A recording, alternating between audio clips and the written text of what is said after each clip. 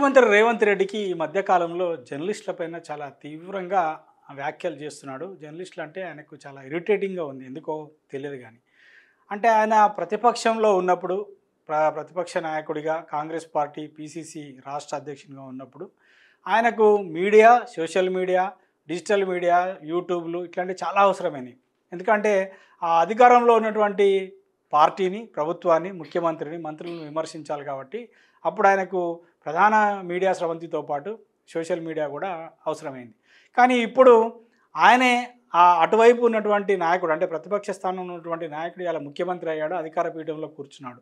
Same ఆయన ఎప్పుడైతే ప్రతిపక్షంలో ఉన్నప్పుడు ఏ విధంగానైతే మీడియా పనిచేసిందో ఇప్పుడు కూడా అదే పని చేస్తుంది. కాకపోతే ఇప్పుడు అది ఆయనకు నచ్చడం లేదు. అప్పుడు నచ్చింది, ఇప్పుడు ఎందుకు నచ్చడం లేదంటే ఇప్పుడు ఆయన అధికార పీఠంలో కూర్చున్నాడు, ఆయన ముఖ్యమంత్రి స్థానంలో కూర్చున్నాడు.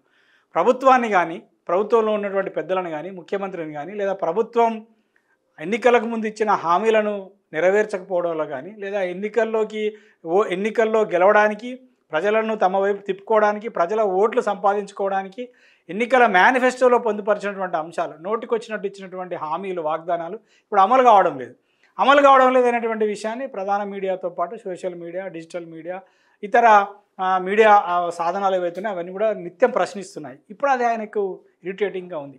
ముఖ్యమంత్రి రేవంత్ రెడ్డి గారికి మరి మీడియా అంటే ఎందుకు ఇంత ఇరిటేటింగ్గా ఉందో అనేది మనకు అర్థం కావడం లేదు. అంటే పార్టీలో జరుగుతున్నటువంటి అంతర్గతమైనటువంటి ఒత్తిడి వల్ల ఆయన ఇరిటేట్ అవుతున్నాడా, లేదా నిజంగానే మీడియా అంటేనే ఆయనకు ఒక స్థిరమైన అభిప్రాయం ఉంది, కానీ ప్రతిపక్షంలో ఉన్నప్పుడు కేవలం తన రాజకీయ అవసరాల కోసం, తాను అధికారంలోకి రావడం కోసం మాత్రమే మీడియాను వాడుకొని అధికారంలోకి వచ్చిన తర్వాత ఇవాళ ఆయన అసలు రూపాన్ని ప్రదర్శిస్తున్నాడా, ఆయన మనసులో మాటను బయట పెడుతున్నాడా తెలియదు. లేదంటే ఆయనను ప్రశ్నించడం ఇష్టం లేక ఇట్లా మాట్లాడుతున్నాడా తెలియదు. ఎందుకంటే అధికారంలో ఉన్న వాళ్ళకి ఎవరికైనా సరే, అది ఇవాళ రేవంత్ రెడ్డి కావచ్చు, అంతకుముందు కేసీఆర్ కావచ్చు, అంతకుముందు ఇంకోరు కావచ్చు, రేపు ఇంకోరు కావచ్చు, అధికారం పీఠం ఎక్కిన తర్వాత వాళ్ళని ప్రశ్నించడం చాలామందికి ఇష్టం ఉండదు. కొంతమంది మాత్రమే, స్టాల్వర్డ్ లీడర్స్ మాత్రమే విమర్శను కూడా స్వీకరిస్తారు. లోపాలు ఏమైనా ఉంటే ఎత్తి చూపితే నిజంగా సద్విమర్శ కానీ, విమర్శను కానీ స్వీకరిస్తారు.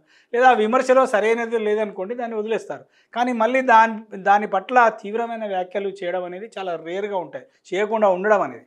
కానీ రేవంత్ రెడ్డి ఈ మధ్యకాలంలో 2-3 సందర్భాలలో మీడియా పైన, ముఖ్యంగా జర్నలిస్టుల పైన, అందులో సోషల్ మీడియా జర్నలిస్టుల పైన తీవ్ర స్థాయిలో విరుచుకుపడుతున్నాడు. నిన్న ఒక మీడియా సంస్థ వార్షికోత్సవం సందర్భంగా పాల్గొన్నటువంటి కార్యక్రమంలో ముఖ్యమంత్రి రేవంత్ రెడ్డి ఏం మాట్లాడారో ఒకసారి మనం చూద్దాం. రాజకీయ పార్టీలు కూడా తోడైంది. రాజకీయ నాయకుల యొక్క స్టేట్మెంట్ల పట్ల విశ్వసనీయత తగ్గుతున్న క్రమంలో జర్నలిస్టులు కూడా వేగంగా అదే దారికి పరిగెత్తుతున్నారు. ఎందుకంటే యాజమాన్యాలు, రాజకీయ పార్టీలు పెట్టుకున్న పత్రికలు, ప్రసార సాధనాలు ఈ వ్యవస్థను కూడా నిర్వీర్యం చేసి కుప్పగూర్చడానికి ఒక రకమైన కుట్రనాల్లో, స్వార్థమనాల్లో, లేకపోతే విపరీతమైన పోకడల అనాల్లో నాకు తెలియదు, కానీ వేగంగా రాజకీయ నాయకుల యొక్క విశ్వసనీయత ఎంత వేగంగా సనగిల్లుతుందో జర్నలిస్టుల యొక్క విశ్వసనీయత కూడా ఈ రాజకీయ పార్టీలు కొన్ని పెట్టుకుంటున్న పత్రికలు, ప్రసార సాధనాల వల్ల జర్నలిస్టుల యొక్క విశ్వసనీయత కూడా వేగంగా ఇక్కడ ఒక విషయాన్ని మనం గమనించాలి. సరే, ఏది ఏమైనప్పటికీ కూడా ముఖ్యమంత్రి రేవంత్ రెడ్డి గారు ఒక వాస్తవాన్ని ఒప్పుకున్నాడు. ఏమని? రాజకీయ నాయకుల యొక్క విశ్వసనీయత రోజు రోజుకు సన్నగిల్లుతుంది ప్రజలలో. అది నిజం, చాలా కరెక్ట్ చెప్పాడు. ఎందుకంటే ఆయననే ఒకప్పుడు తెలుగుదేశం పార్టీలో ఉన్నప్పుడు అమెరికాలో ఒక టీవీ ఛానల్కి ఇంటర్వ్యూ ఇస్తూ ప్రజలు మమ్మల్ని మోసం చేయాలని కోరుకుంటున్నారు, కాబట్టి మేము మోసం చేయకపోతే ప్రజలు మమ్మల్ని నమ్మరని చెప్పి మాట్లాడాడు. ఇవాళ కూడా అదే విషయాన్ని మళ్ళీ ఆయన రిపీట్ చేస్తున్నాడు. ఏమని? రాజకీయ నాయకుల యొక్క విశ్వసనీయత కోల్పోతున్నారు రోజు రోజుకని. నేను అనట్లేదు, ముఖ్యమంత్రి రేవంత్ రెడ్డి గారు అంటున్నా ఆయన మాటల్లో. నిన్న దాదాపు వేలాది మంది హాజరైనటువంటి ఆ పత్రిక యొక్క వార్షికోత్సవ సభలో మాట్లాడిన మాటలు అది. చాలామంది దానికి సాక్షి ఉన్నారు, రికార్డెడ్గా కూడా ఉన్నది. అంటే ఏం చెప్తున్నాడు ముఖ్యమంత్రి రేవంత్ రెడ్డి? రాజకీయాలలో విలువలు పడిపోతున్నాయి, రాజకీయ నాయకులకు ప్రజలలో విశ్వసనీయత కోల్పోతున్నారు, కాబట్టి అదే దారిలో మీడియా కూడా వెళుతున్నది అంటున్నారు. సరే, మీడియా వెళుతుందా లేదా అనేది కాస్త పక్కన పెడితే రాజకీయ నాయకులకు విశ్వసనీయత ప్రజలలో పోతుందనే విషయాన్ని అయితే మీరు గుర్తించి గమనించి మీ నోటితో మీరు చెప్పారు. అందుకు మీకు నిజంగా మిమ్మల్ని అభినందించాలి. ఎందుకంటే ముఖ్యమంత్రి స్థానంలో ఉన్నటువంటి వాళ్ళు. సరే, మీరు దీనికి ఇంకొక మాట కూడా చెప్తారు, నేను ఎప్పుడు వాస్తవాలే మాట్లాడతా, నేను నిజాలే చెప్తా, అది నిజమే కాబట్టి నేను చెప్పానని కూడా అనొచ్చు. నిజమే, అది మీరు ఇప్పుడు కాదు 10 ఏళ్ల కిందనే చెప్పారు. ప్రజలు అలవిగాని వాగ్దానాలు ఇచ్చి ప్రజలను మోసం చేయాలని కోరుకుంటున్నారు. మేము మోసం చేయకపోతే వాళ్ళు ఒప్పుకోరు, మేము మోసం చేయాలనే వాళ్ళు కోరుకుంటున్నారని. రెండవది, ఉచితాల మీద కూడా మీరు చాలా కామెంట్ చేశారు. చివరికి ప్రభుత్వాలు అన్నీ ఇచ్చి, అన్ని సంక్షేమ పథకాలు ఇచ్చి కలిపి నోట్లో పెడితే కూడా తిందామని ప్రజలు అనుకుంటున్నారు, ఆ స్థాయిలో ఉన్నారనుకుంటున్నారు. సరే, ఆ వీడియో కూడా ఉంది, అది కూడా మళ్ళీ ప్లే చేద్దాం. మీరు ఇక నెక్స్ట్ జర్నలిస్టుల గురించి ఏం మాట్లాడారో విందాం. అందుకే ఈరోజు నిబద్ధత కలిగిన జర్నలిస్టులు విశ్లేషించుకొని ఒక లక్ష్మణ రేఖ తీసుకోవాల్సిన అవసరం ఉంది. నిజమైన జర్నలిస్టు ఒకవైపు, జర్నలిజం ముసుగులో అరాచకం చేసే వాళ్ళని ఇంకొక వైపుకు నెట్టాల్సిన అవసరం ఉంది. అది జరగకపోతే పత్రికల ప్రసార సాధనాలు కాదు, తెలంగాణ సమాజానికి, దేశం యొక్క భద్రతకే ప్రమాదకరంగా తయారయ్యే పరిస్థితులు ఉన్నాయి. నిన్న మొన్న కొంతమంది సోషల్ మీడియా ప్లాట్ఫామ్ లో పనిచేసే వాళ్ళు పాకిస్తాన్ ఐఎస్ ఏజెంట్లుగా పనిచేస్తున్నారని చెప్పి ఆపరేషన్ సింధూర్ సందర్భంగా కొంతమందిని అరెస్టులు చేసే పరిస్థితి వచ్చింది. ఏ ముసుగు తోడుకొని ఎలాంటి కార్యక్రమాలు చేస్తున్నారో ఈరోజు మనం అర్థం చేసుకొని ముందుకు వెళ్లాల్సిన పరిస్థితి ఉన్నది. అందుకే మిత్రులారా, ఇక్కడ ఇంకొక విషయం కూడా చెప్పారు. జర్నలిస్టుల ముసుగులో సోషల్ మీడియాలో పనిచేస్తున్న జర్నలిస్టులు పాకిస్తాన్ ఏజెంట్లుగా పనిచేశారనేది ఒక మాట చెప్పాడు. దాంతోపాటు జర్నలిస్టులకు రోజు రోజుకు విశ్వసనీయత తగ్గిపోతుంది. నిజమైన జర్నలిస్టులు ఒక లక్ష్మణ రేఖను గీసుకొని ఎవరు నిజమైన జర్నలిస్టులు, ఎవరు నిజమైన జర్నలిస్టులు కాదో తేల్చుకోవాలన్న. నిజమే, మీరు మంచి మాట చెప్పారు, దాన్ని ఖచ్చితంగా స్వాగతిస్తున్నాం. జర్నలిస్టులారా, జర్నలిస్ట్ మిత్రులారా, ఒక్కసారి మీరు ముఖ్యమంత్రి రేవంత్ రెడ్డి మాట్లాడిన మాటలు ఆల్రెడీ విని ఉంటారు. మన జర్నలిస్టు సమాజం పైన రోజు రోజుకు ప్రజలలోనే కాదు, రాజకీయ నాయకులు, ముఖ్యమైన నేతల మధ్య ఎంత చులకన భావం ఏర్పడుతుందో కూడా ఒకసారి మీరు గమనించండి. అయితే గమనించి ఆ జర్నలిస్టు విలువలను కాపాడుకునే విధంగా మన వృత్తి నైపుణ్యాన్ని పెంపొందించుకొని, మన వృత్తిపరంగా, మన బిహేవియర్ పరంగా, మన పని పరంగా దాన్ని మెరుగుపరుచుకుందాం. ఖచ్చితంగా ఇది జర్నలిస్టులు అందరూ కూడా గమనించాల్సినటువంటి అవసరం ఉంది. దీన్ని మనం స్వీకరిద్దాం. జర్నలిస్టులలో తగ్గిపోతున్న విలువలను పెంపొందించుకోవడానికి, జర్నలిస్టులు వృత్తిపరంగా నైపుణ్యాన్ని పెంచుకోవడానికి, జర్నలిస్టులుగా మనల్ని మనం మరింత ఉన్నతీకరించుకోవడానికి మనం ప్రయత్నం చేద్దాం, మనం కృషి చేద్దాం, తప్పులేదు. కానీ ఆయన ఏమంటున్నాడు, జర్నలిస్టుల వల్ల దేశ భద్రతకే ప్రమాదం ఏర్పడింది, జర్నలిస్టుల ముసుగులో పాకిస్తాన్ ఏజెంట్లుగా పనిచేస్తున్నారు అంటున్నారు. మరి రాజకీయ నాయకులు ఏం చేస్తున్నారు? రాజకీయ నాయకులు, ప్రజాప్రతినిధులుగా ఉన్నవాళ్ళు, మంత్రులుగా ఉన్నవాళ్ళు చాలా సందర్భాలలో సంఘ విద్రోహ శక్తులు, దేశ విద్రోహ శక్తులతో సంబంధాలు ఉన్నాయనేటువంటి విషయాలను మీలాంటి ప్రభుత్వంలో ఉన్నటువంటి ఇన్వెస్టిగేషన్ ఏజెన్సీలే బయటపెట్టినాయి. మరి వాళ్ళని ఏమనాలి? అంటే రాజకీయ నాయకులు ఏదైనా చేయొచ్చు, రాజకీయ నాయకులు ఎవరితోనైనా సంబంధాలు పెట్టుకోవచ్చు, రాజకీయాల్లో ఉన్నవాళ్ళు పదవులను అడ్డం పెట్టుకొని ఏది చేసినా పర్వాలేదు. అంతేందుకు, తెలంగాణ రాష్ట్రం ఏర్పడిన తర్వాత తెలంగాణ రాష్ట్ర ప్రయోజనాలను దెబ్బతీసి అసలు కొత్తగా ఏర్పడ్డ తెలంగాణను గొంతు విసికి చంపే ప్రయత్నం పక్క రాష్ట్ర ముఖ్యమంత్రి కోసం ఎవరు చేశారు? పక్క రాష్ట్ర ముఖ్యమంత్రి చంద్రబాబు నాయుడు కనసన్నలలో చంద్రబాబు నాయుడు ఇచ్చిన డబ్బుల సంచి తీసుకొని తెలంగాణ రాష్ట్రాన్ని పసిగుడిగా ఉన్నప్పుడే గొంతు విసికే ప్రయత్నం ఎవరు చేశారు? మరి అది కూడా మరి రాష్ట్ర విద్రోహ చర్యనే కదా. సోషల్ మీడియా జర్నలిస్ట్ చేసే దేశ విద్రోహ, దాన్ని ఖచ్చితంగా ఖండిద్దాం, అందరం ఖండించాల్సిందే. ఎవరు దేశ విద్రోహ చర్యలు చేసినా ఖండించాల్సిందే. మరి ఇక్కడ రాష్ట్ర విద్రోహ చర్యలు చేసింది ఎవరు? చెప్పడానికి నీతులు బాగానే ఉంటాయి, కానీ మనం ఏం చేస్తున్నాం అని కూడా మనం ఆలోచించాలి. అందుకే పెద్దవాళ్ళు చెప్తుంటా అంటారు, 1 వేలు పెట్టి ఎదుటి వాళ్ళని చూపిస్తుంటే 4 వేలు మన వైపు చూపిస్తాయనే విషయాన్ని గుర్తుపెట్టుకోవాలని. ఇక్కడ ముఖ్యమంత్రి రేవంత్ రెడ్డి గారు ఆ విషయాన్ని గుర్తుపెట్టుకోవాలి. ఇవాళ మీరు ముఖ్యమంత్రి అయిన తర్వాత చాలా అంశాలను మాట్లాడుతుండొచ్చు, చాలా నీతి నిజాయితీ విషయాలు చెప్తుండొచ్చు, కానీ ముఖ్యమంత్రి కాకముందు మీరు ఏం చేశారు, మీ రాజకీయాల్లోకి ఎంటర్ అయిన తర్వాత ముఖ్యమంత్రి అయ్యేదాకా మీ ప్రయాణం ఒకటి ఉంది. అదంతా ఈ తెలంగాణ సమాజం ముందు ఉంది, తెలంగాణ ప్రజల కళ్ళ ముందు ఇంకా కదలాడుతున్నది. అవన్నీ కూడా తెలంగాణ ప్రజలు చూస్తున్నారు, గమనిస్తున్నారు, ఊరికే ఉండరు.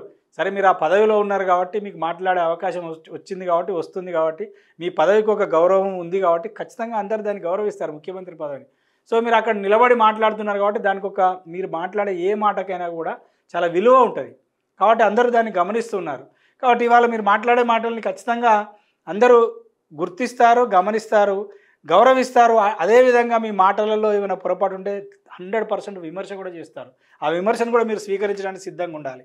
మరొక మాట ఏమంటున్నారంటే, నాకు పాత్రికేయ మిత్రులన్నా వాళ్ళు విశ్లేషణలన్నా లేకపోతే వాళ్ళు పాత్రికేయులు అంటే నాకు చాలా గౌరవం అని అంటూనే ఏమన్నాడంటే ఆల్ రాని వాళ్ళు కూడా జర్నలిజంలోకి వచ్చారంటున్నారు. సరే, జర్నలిజంలోకి ఎవరు రావాలనేది ముఖ్యమంత్రి కాదు నిర్ణయించాల్సింది. జర్నలిజంలోకి ఎవరు రావాలి, జర్నలిస్టులుగా ఎవరు పనిచేయాలనేది ఆయా మీడియా సంస్థలు నిర్ణయిస్తాయి. అలాగ ఆల్ వస్తాయా, ఆల్ రావా, లేదా ఆల్ రానలు సొంత మీడియాలు పెట్టుకొని సొంత సోషల్ మీడియా డిజిటల్ మీడియాలు పెట్టుకొని నడిపిస్తున్నారా అనేది ముఖ్యమంత్రి పని కాదు. అది ముఖ్యమంత్రి నిర్ణయించాల్సింది కాదు. వాళ్ళు వచ్చిన వాళ్ళు లేదా భాష వచ్చిన వాళ్ళు మాత్రమే మెయిన్ స్ట్రీమ్ మీడియాలో ఉంటారు. సరే, సోషల్ మీడియాలో ఎవరు పడితే వాళ్ళు వస్తున్నారని అంటే వాళ్ళ యొక్క వృత్తి నైపుణ్యాన్ని లేదా వాళ్ళు చేసే పని విధానాన్ని బట్టి వాళ్ళకు ఉన్నటువంటి జ్ఞానాన్ని బట్టి వాళ్ళు జర్నలిస్టులా కాదనేది ప్రజలు డిసైడ్ చేస్తారు. జర్నలిస్టులకు సంబంధించినటువంటి జర్నలిస్ట్ సంఘాలు ఉన్నాయి, లేకపోతే జర్నలిస్టులకు సంబంధించినటువంటి ఒక మీడియా అకాడమీ ఉంది. వాళ్ళ శిక్షణ తరగతులు నిర్వహించి జర్నలిస్టులలో వృత్తి నైపుణ్యాన్ని వాళ్ళు నిర్ణయిస్తారు. కానీ వాళ్ళు వస్తాయా రావా, లేకపోతే భాష వస్తుందా రాదా, వీళ్ళు ఇట్లాంటి వాళ్ళంతా జర్నలిస్టులు అయిపోతున్నారు. మరి మీరేం చేశారు పిసిసి అధ్యక్షులుగా ఉన్నప్పుడు? మరి ఇట్లాంటి వాళ్ళని పెట్టుకునే కదా మీరు సోషల్ మీడియాని నడిపించి అప్పుడు ఉన్నటువంటి ప్రభుత్వానికి వ్యతిరేకంగా YouTube channels, social media, digital media, Facebook, WhatsApp, ట్విట్టర్లు వీటన్నిటిలో మీరు ప్రచారం చేయించుకున్నారు కదా మీకు అనుకూలంగా ఆ ప్రభుత్వానికి వ్యతిరేకంగా. అప్పుడు ఇవన్నీ గుర్తుకు రాలేదా? అప్పుడు ఆల్ రాని వాళ్ళందరూ మీ దగ్గర పనిచేశారని గుర్తుకు రాలేదా? అంటే మీరు ప్రోత్సహించి మీరు వెనక వైపు నుంచి నడిపించినటువంటి సోషల్ మీడియా, డిజిటల్ మీడియాలలో వాళ్ళు పనిచేశారనేది తెలియదా? మరి వాళ్ళకు ఏ అర్హతలు ఉందని వాళ్ళతో ఈ పనులను చేయించారు? మరి ఇవాళ వాళ్ళే మీకు ఎందుకు అంత కంటగింపుగా, అంత చేదుగా, అంత మింగుడు పడని వాళ్ళుగా కనబడుతున్నారు? అంటే మీ అవసరం తీరిపోయింది, మీరు అనుకున్న లక్ష్యాన్ని నెరవేర్చుకున్నారు, మీరు కూర్చోవలసిన కుర్చీలో కూర్చున్నారు కాబట్టి ఇప్పుడు వాళ్ళు మీకు అవసరం లేదు. ఇది మీ దగ్గరే కాదు, ఈ ప్రవర్తన మీ ఒక్కరితోనే కాదు. మేము చాలామంది ముఖ్యమంత్రులను చూసాం, అధికారంలో ఉన్నప్పుడు ఒక మాట, అధికారంలో లేనప్పుడు ఒక మాట మాట్లాడడం అనేది రాజకీయ నాయకులకు పరిపాటి. ఎందుకంటే ఇవాళ గత 10 ఏళ్ళ అధికారంలో ఉండి మళ్ళీ అధికారం నుంచి ప్రజలు పక్కకు నెట్టబడ్డ వాళ్ళు కూడా ఇవాళ అదే మాట్లాడుతున్నారు. వాళ్ళ అధికారంలో ఉన్నప్పుడు కూడా ఏం చేశారో అందరికీ తెలుసు. సో ఇవాళ మీరు అదే చేస్తున్నారు. మీరు అంతకుముందు అధికారంలో లేరు, మీరు అధికారంలోకి వచ్చారు, ఇప్పుడు మీరు అదే మాట్లాడుతున్నారు. సరే, ఎవరికైనా ప్రజలు డిసైడ్ చేస్తారు ఎవరు ఎంతకాలం అధికారాలు ఉన్నాయి. కానీ జర్నలిస్టుల పట్ల మీరు మాట్లాడుతున్న మాటలు మాత్రం ఒక ముఖ్యమంత్రిగా సమంజసం కాదని నేను మీకు ఒక సూచన చేయదలుచుకున్నాను. నిజమైన జర్నలిస్టులకు లేదా మిగతా వాళ్లకు తేడా లేకుండా పోతుందనేటువంటి మాట నిజం. దాన్ని నేను కూడా అంగీకరిస్తున్నాను, మేము కూడా అంగీకరిస్తున్నాను. ఒక సీనియర్ జర్నలిస్టుగా, జర్నలిస్ట్ సంఘం నాయకునిగా నిజమైన జర్నలిస్టులు ఎవరనేది గుర్తించాల్సింది మీరు కాదండి. మీరు ఎందుకు పదే ఆ విషయాన్ని ప్రస్తావిస్తున్నారు? వాటికంటూ కొన్ని వ్యవస్థలు ఉన్నాయి, కొన్ని సంస్థలు ఉన్నాయి, కొన్ని వాళ్ళు డిసైడ్ చేస్తారు కదా. నిజంగానే నిజమైన జర్నలిస్టులు కాకపోతే ప్రజలు డిసైడ్ చేస్తారు. ఎవరు నిజమైన జర్నలిస్టులో వాళ్ళని గౌరవిస్తారు, గుర్తిస్తారు. నిజమైన జర్నలిస్ట్ కాని వాళ్ళు ప్రజలు రిఫ్యూజ్ చేస్తారు. మీకెందుకు ఆ బాధ? మీకెందుకు అంత కడుపు మంట మండుతుంది? అంటే వాళ్ళు రాని వాళ్ళు జర్నలిస్టులు అయిపోతున్నారు అనేటువంటి ఒక ఆవేదన మీరు వ్యక్తం చేశారు. మరి ఏ భాష రాని వాళ్ళు ప్రజాప్రతినిధులు అయిపోతున్నారు కదా, ఏ డిగ్రీ లేని వాళ్ళు ప్రజాప్రతినిధులు అయిపోతున్నారు కదా, అసలు భాషనే రాని వాళ్ళు ఉన్నత స్థానాల్లో కూర్చుంటున్నారు కదా. మరి ప్రజాస్వామ్యంలో మీ యొక్క స్ఫూర్తితో ఒక నియమ నిబంధన తీసుకొద్దాం. మినిమం ఒక ప్రజాప్రతినిధిగా పోటీ చేయాలన్నా, గెలవాలన్నా, లేదా ప్రజాప్రతినిధిగా ప్రజలకు సేవ చేయాలన్నా కనీస డిగ్రీ ఉండాలి, లేదా కనీస విద్యా జ్ఞానం ఉండాలి, లేదా కనీస విద్యార్హతలు ఉండాలనే దాన్ని ఒక రూల్ను తీసుకొద్దాం. మీరు అన్నట్టుగానే నిజంగానే సమాజం సంస్కరించబడుతుంది. ఓ సర్పంచ్ గెలవాలన్నా, ఎంపీటీసీ లేదా ఎమ్మెల్యే గెలవాలన్నా, ఎందుకంటే ముఖ్యమంత్రి పదవి ఇంకా చాలా పెద్దది కదా, రాష్ట్రాన్ని పరిపాలించే అత్యున్నతమైన పోస్టు. మరి ముఖ్యమంత్రి కావాలంటే ఈ విద్యార్హతలు ఉండాలి, ఈ లాంగ్వేజెస్ వచ్చి ఉండాలి, తెలుగు, హిందీ, ఇంగ్లీషు, కనీసం 3 భాషలు పర్ఫెక్ట్గా రాయగలిగి, మాట్లాడగలిగి, చదవగలిగి, చెప్పగలిగే జ్ఞానం ఉన్న వాళ్ళే ముఖ్యమంత్రి కావాలని ఒక రూల్ తెద్దాం. మరి అంటే రాజకీయ నాయకులు ఎవరైనా కావచ్చు, రాజకీయ నాయకులకు చదువు వచ్చినా పర్వాలే, రాకున్నా పర్వాలే, ఎమ్మెల్యేలు కావచ్చు, ఎమ్మెల్సీలు కావచ్చు, ప్రజాప్రతినిధులు కావచ్చు, ఎంపీపీలు కావచ్చు, జడ్పీటీసీలు కావచ్చు, సర్పంచులు కావచ్చు. ఇంకొక మాట, ఇదే సోషల్ మీడియాతో మీరు ఒక వ్యక్తిని ప్రోత్సహించి గత ప్రభుత్వాన్ని నోటికొచ్చినట్టు, నేను ఆ భాష ఆల్రెడీ అన్ని యూట్యూబ్లలో ఉంది, ఆయన నడుపుతున్న యూట్యూబ్లలో ఆయన జర్నలిస్ట్ అని క్లెయిమ్ చేసుకుంటాడు. ఆయన జర్నలిస్ట్ అవునో కాదో సరే ప్రజలు డిసైడ్ చేస్తారు. అసలు ఆయన జర్నలిస్ట్ కాదు, ఏదో ఒక ఛానల్లో ఒక ఎంటర్టైన్మెంట్ పాత్ర వేసినటువంటి ఎంటర్టైన్మెంట్ ఆర్టిస్ట్.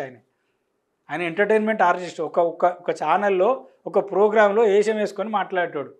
ఆయనను మీరు ప్రోత్సహించి ఇలా ఆయన ఎమ్మెల్సీని కూడా చేశాను కదా. ఆయన మరి అప్పుడు మీకు చాలా బాగా అనిపించింది, అంటే అప్పుడు చాలా మీకు నచ్చింది, బాగా ఆయన ఏం మాట్లాడినా నచ్చింది. ఇప్పుడు అదే వ్యక్తి మీ పార్టీ నుంచి ఎమ్మెల్సీ మిమ్మల్ని తిట్టడం మొదలుపెట్టిండు, ఇప్పుడు అది మీకు నచ్చలేదు. అందుకే అంటారు కదా, తన దాకా వస్తే కానీ తెలిసి రాదని ఒక సామెత ఉంది. బహుశా ఇవాళ మీ దాకా వచ్చింది కాబట్టి మీరు ఇంత ఇరిటేటింగ్ అయి మాట్లాడుతున్నట్టున్నారు. ముఖ్యమంత్రి గారు దయచేసి, అంటే మీరు ముఖ్యమంత్రి గారు కాబట్టి మీకు ఒక విజ్ఞప్తి ఏం చేస్తున్నానంటే, జర్నలిస్టుల గురించి మాట్లాడండి, జర్నలిస్టుల సంక్షేమాన్ని గురించి మాట్లాడండి. ఇక జర్నలిస్టుల గత ప్రభుత్వాల కంటే ఇప్పుడు ఇంకా మెరుగైనటువంటి ఈ కార్యక్రమాలు కానీ, అభివృద్ధి సంక్షేమ కార్యక్రమాలు కానీ, ఇంకా వాళ్ళకి ఏమైనా సౌకర్యాలు కల్పించాలో ఆలోచన చేయండి. మేము కాదనట్లేదు. అట్లాగే నిజమైన జర్నలిస్టులు కాని వాళ్ళని కూడా ఒక గుర్తించేటువంటి ఒక ప్రయత్నాన్ని చేయమని చెప్పండి. ఎవరికి చెప్పండి? జర్నలిస్ట్ సంఘాలకో, లేదా మీరు నియమించే మీడియా అకాడమీ ఒకటి ఉంది, మీడియా అకాడమీ చైర్మన్కో, లేకపోతే ఆయా మీడియా సంస్థల యాజమాన్యాలకు చెప్పండి. ఎందుకంటే మీరు క్వాలిటీ ఉన్నటువంటి జర్నలిస్టులను పెట్టుకుంటేనే మీ సంస్థకు కానీ, మీరు పనిచేయించుకునేటువంటి జర్నలిస్టులకు కానీ విలువ ఉంటుందని చెప్పండి. వాళ్ళు దాన్ని చూసుకుంటారు. కానీ మీరు ఇట్లా బహిరంగంగా మీ ఫ్రస్ట్రేషన్ అంతా, మీ ఇంటర్నల్ వ్యవహారాలని భరించలేకనో, లేదా మీ ఒత్తిడికో, మీ సఫకేషన్ అంతా ఈ విధంగా జర్నలిస్టుల మీద తీయకండి. ఇది మంచిది కాదు. జర్నలిస్ట్ మిత్రులారా, నేను మళ్ళొక్కసారి మీకు విజ్ఞప్తి చేస్తున్నాను. సొంత మీడియా పెట్టుకొని నడిపేవాళ్ళు, సోషల్ మీడియా పెట్టుకొని నడిపేవాళ్ళు, మీరు కూడా జర్నలిజం నైతిక విలువలలో భాగంగా పనిచేయండి. జర్నలిజం అనేటువంటి దానికి కొన్ని నియమ నిబంధనలు, సూత్రాలు ఉన్నాయి. వాటిని తెలుసుకొని ఆ నైతిక విలువలలో భాగంగా పనిచేయండి. మీరు ప్రజలకు, ప్రభుత్వానికి మధ్య వారధిగా ఉండండి. కానీ ఇట్లాంటి విమర్శలను ఎదుర్కొని, లేదా ఇట్లాంటి విమర్శలు మన ముందే ఉన్నతమైన పదవుల వాళ్ళు చేస్తూ ఉంటే మనకే చాలా అవమానంగా ఉంటుంది. కాబట్టి ఇంకెవరైనా, నేను ఎందుకంటే ఒక జర్నలిస్ట్ మిత్రులకు నేను ఒక సూచన చేస్తున్నా, ఎవరైనా ప్రజలు కానీ, ప్రజాప్రతినిధులు కానీ, రాజకీయ నాయకులు కానీ, అధికారులు కానీ, వాళ్ళు మనల్ని హేట్ చేసే బిహేవియర్ ఏదైనా ఉంటే దాన్ని మార్చుకోండి, సరి చేసుకోండి. కానీ ఈ ఎదుటి వాళ్ళు మనల్ని విమర్శించే స్థితిని తెచ్చుకోకండి దయచేసి. ఈ ముఖ్యమంత్రి గారు ఇప్పటికీ ఇది రెండోసారి మూడోసారి ఇట్లా మాట్లాడడం, మరొకసారి ముఖ్యమంత్రి గారు ఈ విధంగా మాట్లాడకుండా ఉండాలంటే మనల్ని మనం కూడా ఒకసారి ఆత్మవిమర్శ చేసుకొని మనం సంస్కరించుకుందాం. సేమ్ టైం మన మీద చేసినటువంటి విమర్శలను, మన మీద చేసిన కామెంట్లను కూడా 100కు 200% ఖండిద్దాం.